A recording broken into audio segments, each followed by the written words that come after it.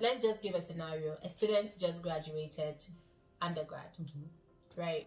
And they did not do any community, like they didn't join any groups, they didn't do anything, and they are trying to word maybe helping their siblings or something that they did. Now that they're thinking back about things they could actually write as community engagement, what would be the typical line that they can go for? So one thing that I wanted to just let everybody know is when you're writing these statements, your first paragraph is so important. But your first paragraph should say who you are, like my name is so-and-so. The mistake that I mostly saw was the first paragraph. It's okay to talk about the fact that you'll be requiring funding in your statement of purpose, or maybe. Hey guys, welcome back to my channel. MIRA Moves here, and this conversation is gonna be like a whole playlist. This is MIRA Moves, right? Welcome back to my channel, and as usual, now I have Dr. Mercy Ejepong. We will be talking about the concluding part of this series, which is going to be delving into the main application process, undergrad, master's, PhD. From a professor's perspective, what do they want to see in your application? What will make your application stand out? We've always been talking about this. We've made a lot of series about it, talking about it, made a lot of videos from our perspective as a grad student, what we went through. And from perspective of a professor, what makes your application stand out, right? If this is the kind of content you want to watch, please keep watching. Hi guys, welcome back to my channel. I have Dr. Mercy Ejepong here. If you don't know, she is a professor in NYU, New York University. She is a very prestigious person, and thank you. Yes, and she's here to share her opinion, candid opinion.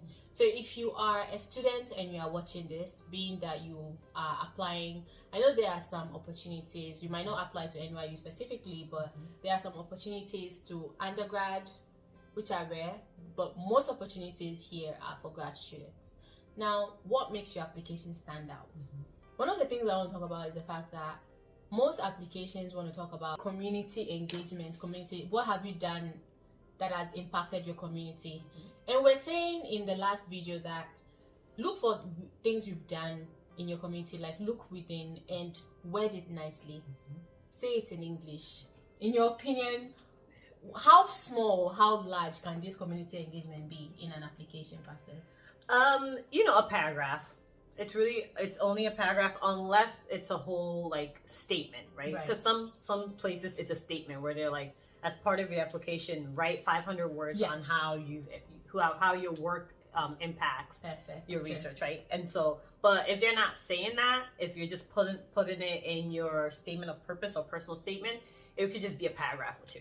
Yeah, just paragraph two. So, for instance, in my previous video with Nenya, I'm going to be linking it up here in case you guys have not watched it. I talked about as small as helping a kid cross the busy road.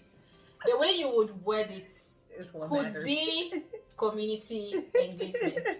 But then, what are the things that Africans do that are actually community engagement that we don't realize is actually community engagement? In your opinion, what are the things we can word? Well, based on my own experience, one thing that is community engagement that I didn't even think of till a colleague of mine reminded me was the fact that I'm the oldest of 10 children that I've taken care of for many years, right? I'm the firstborn, yeah. And because of my role as the oldest kid, I was entitled to, I was in charge of taking them to babysitters on my way to high school, like getting on the buses with my siblings to take them to babysitters before I went to school, helping them with school applications. I'm still doing that now, right? When they're applying for middle school, high school, and colleges, and I have siblings who are currently applying to PhD programs that I'm helping them with, right? And by that I mean I'm helping them figure out how to choose a proper school, how to write a statement of purpose, how to write a personal statement, how to fix your resume or CV when you're applying to graduate school. Oftentimes they say CV. In addition, I also, in helping my siblings, also help my siblings' friends, right? Their parents knew that I was in education and were like, hey, since you're helping me blah, blah, blah with his application, can you help my son or my daughter with his application, with his college application? So these are all things that I had to do that were intense labor, right? It takes a lot of time to do all of this, right? And there's things that I just didn't think of in terms of putting it in my application, because I thought of it as like, well, normal. like I'm doing what I'm supposed to do, right? Like, these are my siblings and these are my family friends. So I'm just doing what I'm supposed to do. But this is community engagement, right? This is my community, and I'm engaging my community in ways that is very important to them in terms of their educational and social mobility, right? Their educational success and their social mobility. And so I was able to write that in my actual PhD applications, right? Where I talk about not only am I doing this for myself, but, understanding the education system better. So I'm making this argument to the committee, right? That I give me a PhD because the more I understand the education system, give me a PhD in education, because the more I understand the education system, the more I'm able to help the people in my community, like my siblings, like their friends, like their parents, and things of that nature. Because you have first-hand experience with these categories of people, right? Exactly, I do. And also, I think I'm able to tie it into the fact that I'm trying to get a PhD in education, because a lot of the work that I do for my siblings and their friends and their family have to do with their education, right? Have to do it like how they're going to apply to some schools, looking over financial FAFSA, which is what in the US we use to get financial aid, right? Which is funding for school, like looking over all those things. These are all things that are important to my community, right? My community being the people that I'm helping. And these are things I'm highlighting to the admission committee, letting them know that I am putting my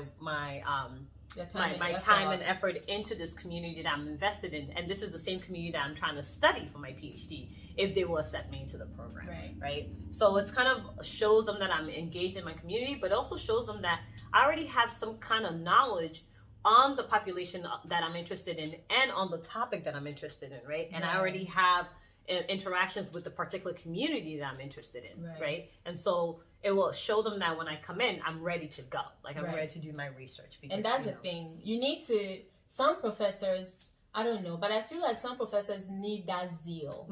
They need that enthusiasm, kind of. They need to see it. So let's say this is an application. For instance, let's just give a scenario. A student just graduated undergrad, right? And they did not do any community, and they didn't join any groups, they didn't do anything, and they are trying to word maybe helping their siblings or something that they did. Now that they are thinking back about things they could actually write as community engagement, what would be the typical line that they can go for? Like, what would be the typical, let's say the person is in STEM, for instance, what would be the typical line, and how they can actually tie it into the fact that they have community engagement? Right. You always want to tie everything back to your research interests, right? Whatever you're interested in doing in that PhD program, school program, attach whatever community experience you're gonna say to that, right? That's the best advice I could give you on that, right? And that will look different again, depending on what program you're coming from, what program you're going to, and what your research interest is. Right. Yeah. Perfect. So we have said countless times about community engagement, what you've done. Basically sell yourself good. Yes. Sell your positives. Look within and look for your positives and sell yourself good. That statement of purpose or personal statement is the first contact that they have to you. They might not even speak to you.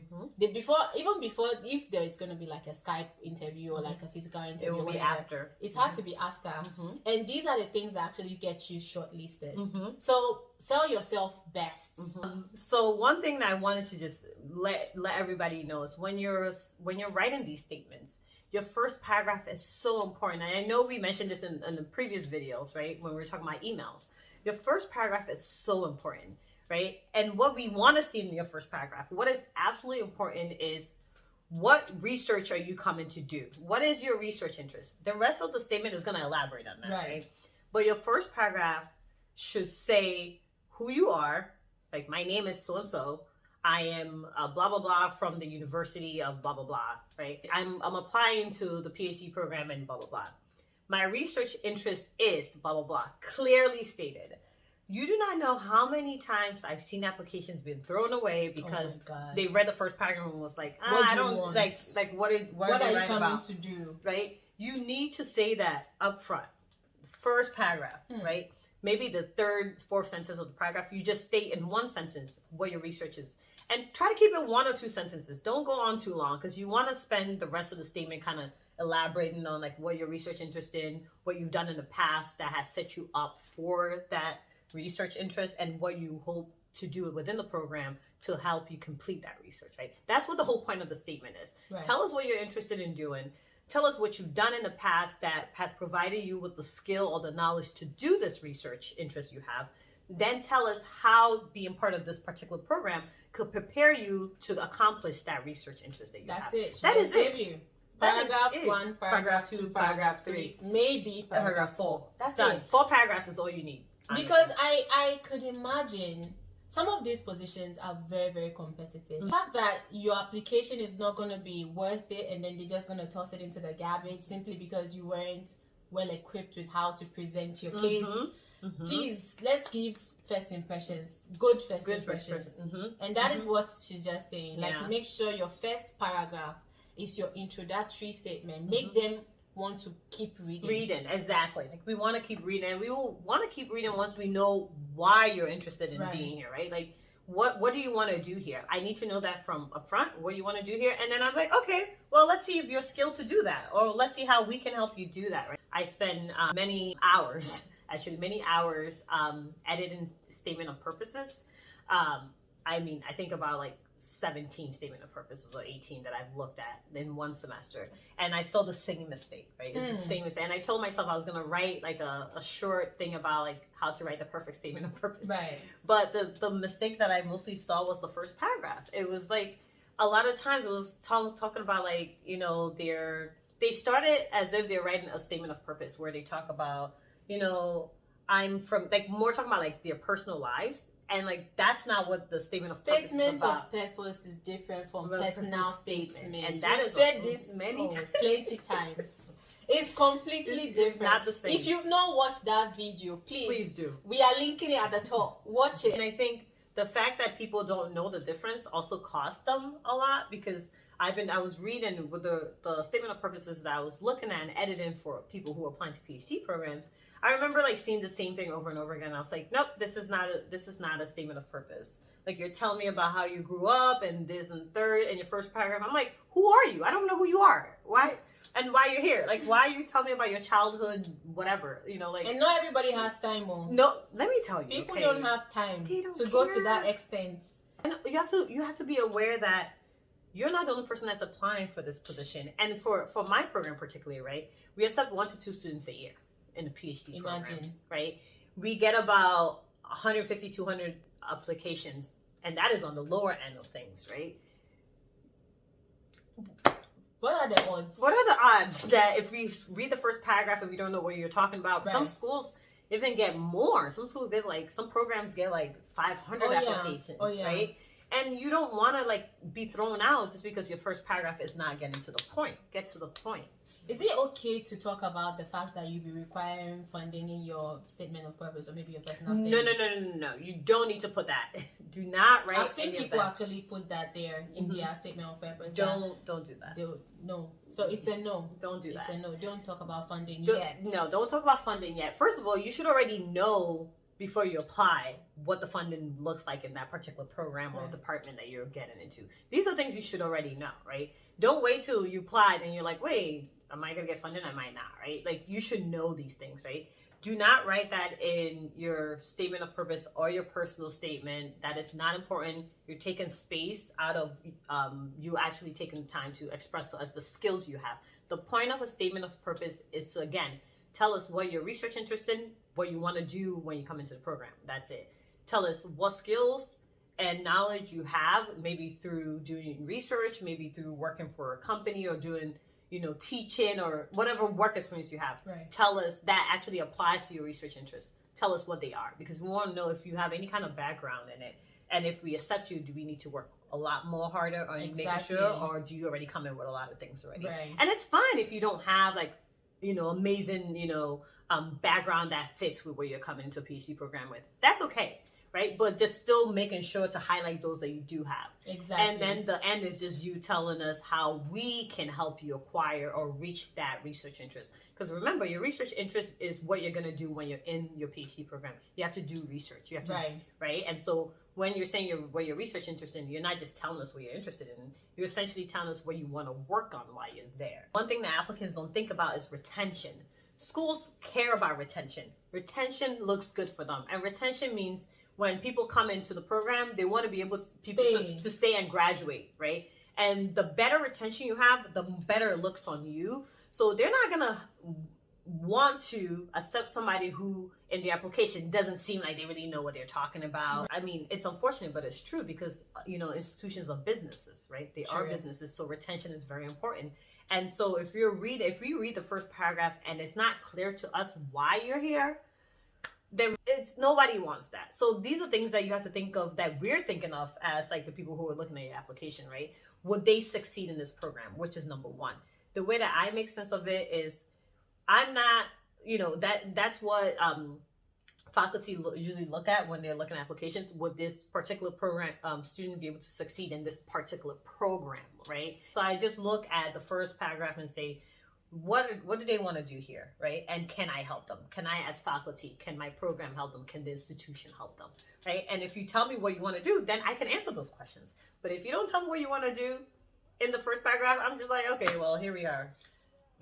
So you guys have heard it. Like, basically the very first thing that you should consider which is ask for statement of purpose or personal statement. So you really want to be able to sell yourself in the first paragraph of any of these statements that you'll be writing. Thank you so much. Of course, it's been a pleasure. I'm so glad. We've been blessed with this. I mean, I feel like this is just, you don't get this anywhere. This is first hand. Our pop, we are giving you fresh. So thank you guys for watching, and let's continue the conversation in the comment section below. If you have any specific questions, Dr. Mercy currently says her email is okay to be out there. So I'm going to be putting her email and her Instagram handle and her LinkedIn handle as well. You guys can go follow her, and please ask her specific questions. Yes. Specific. Be serious. We've already talked about it in our previous video. If you are talking to a faculty, go straight to the point so that they can answer you well, please.